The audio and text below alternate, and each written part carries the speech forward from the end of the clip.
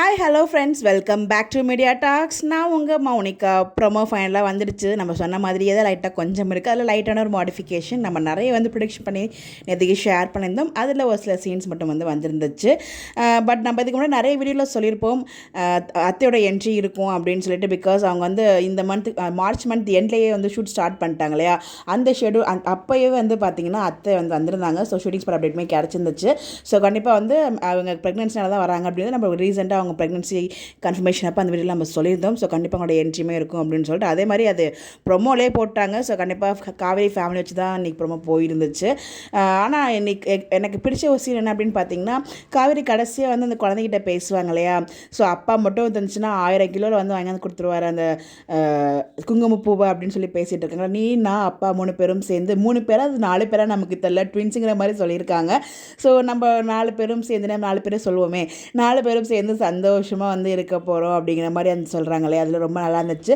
அந்த நம்பிக்கை இருக்குது அப்படின்னு அவங்க சொல்கிறாங்க இல்லையா. நீங்கள் எந்த அளவுக்கு நம்பிக்கை வச்சுருக்கீங்களோ அதே அளவுக்கு, அதை விட அதிகமான அளவுக்கு நாங்கள் வீக்கா ஃபேன்ஸ் உங்கள் மேலே நம்பிக்கை வச்சுருக்கோம். கண்டிப்பாக கூடிய சீக்கிரம் சொல்லிடுவீங்க அப்படின்னு சொல்லிட்டு அந்த நம்பிக்கையில் தான் நாங்களும் ஒவ்வொரு நாளும் எபிசோட் பார்த்துட்ருக்கோம். இன்றைக்கி மாறும் நாளைக்கு மாறும் அப்படின்னு சொல்லிட்டு அந்த நம்பிக்கை ஸ்ட்ராங்காக இருக்குது.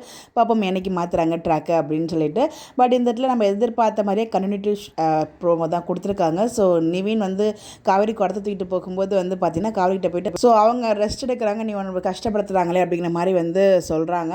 பட் என் குழந்தை எல்லாத்தையுமே தாங்கிக்கும் அப்படிங்கிற மாதிரி அந்த ஒரு வார்த்தை சொல்லியிருக்காங்க. நான் கூட குடத்தெல்லாம் தூக்கிட்டு போனால் பிரச்சனை பெரிய லெவலுக்கு ஆகிடும் இல்லையா, கண்டவில் அதெல்லாம் பண்ணலை. பட் வேணாம் அதில் எதுவும் ஆகாது அப்படிங்கிற மாதிரி அவங்க பேசியிருப்பாங்க. இது ரியல் தாங்க. எல்லாருக்கும் பார்த்திங்கன்னா இவ்வளோ சேஃபாக இருக்கும்லாம் சொல்ல முடியாது. ஸோ சேஃபாக இருக்க ஒரு சில பேருக்கு பார்த்திங்கன்னா என்னெல்லாம் நடக்கும். ஒரு சில பேர் ரொம்ப ஹெவி ஒர்க்லாம் பண்ணுவாங்க, அவங்களுக்கு பார்த்திங்கன்னா நல்லா தான் இருக்கும். இது எல்லாமே கடவுளோட இதுதான், செயல் தான்.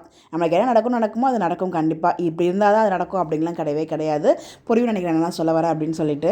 ஒரு விஷயம் நமக்கு கிடைக்கணும் அப்படின்னு இருந்தால் அது எவ்வளோ கஷ்டத்தை தாண்டியும் நமக்கு அது கிடைக்கும். அது கிடைக்காது நமக்கு இருந்துச்சுன்னா நம்ம கஷ்டமே படாட்டியும் அது நமக்கு கிடைக்காது. அதுதான் ஆக்சுவலாக இது ரியல் லைஃப்பில் நிறைய பேருக்கு பொருந்தும்னு நினைக்கிறேன்.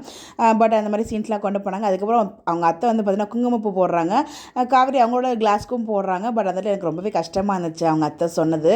உடனே அது காவேரி அந்த ரியாக்ஷன் இருக்குது பாருங்கள், நீயும் குடிக்கணுமான்னு கேட்கும்போது அவங்க மனசில் எதுவுமே இல்லாமல் ஆமாம் அப்படின்னு சொல்லிட்டு ரொம்ப அழகாக அந்த ரியாக்ஷன் ஒன்று கொடுத்துருந்தாங்க. ஆனால் அத்தை பார்த்திங்கன்னா முதல்ல புருஷனோட வாள் அப்படிங்கிற மாதிரி சொல்லும்போது ரொம்பவே கஷ்டமாக இருந்துச்சு. அதுக்கப்புறம் தான் காவேரி தனியாக பேசுவாங்க குழந்தை கூட.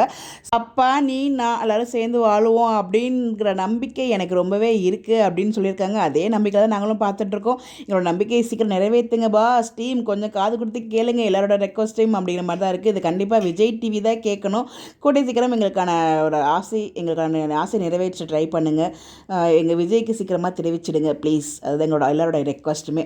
பட் எனிவேஸ் இன்றைக்கி ஒரு ப்ரோமோ ஹாப்பியான ப்ரோமோ தான் இருந்துச்சு. ரொம்ப நம்ம கெஸ் பண்ணது தான், விஜயோட என்ட்ரி இருக்காதுங்கிறது நம்ம எல்லாருக்குமே தெரிஞ்ச விஷயம் தான். அதனால் மனசு மேக்ஸிமம் எல்லாருக்குமே செட் ஆகிருக்கும். பட் இருந்தாலும் ஒரு குட்டி வருத்தம் இருந்துச்சு ப்ரோமோவில் விஜய் இல்லாதது. ஸோ விஜய் இல்லாமல் இந்த சீன்ஸ்லாம் கொண்டு போகும்போது லைட்டாக வருத்தம் தான். மறுபடியும் கெஸ் பண்ணிட்டோம் கண்டிப்பாக விஜயோட என்ட்ரி இருக்காது அப்படின்னு சொல்லிட்டு. ஸோ அதனால நம்மளுக்கு அவ்வளோ பெரிய ஹர்ட்டிங் இருக்காது. லைட்டாக இருக்கும் பட் ஆனால் இருக்காது அந்த மாதிரி.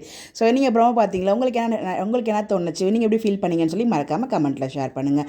இந்த மாதிரி அப்டேட் தெரிஞ்சுக்க நம்மளோட சேனலை ஃபாலோ பண்ணிக்கோங்க. Bye bye.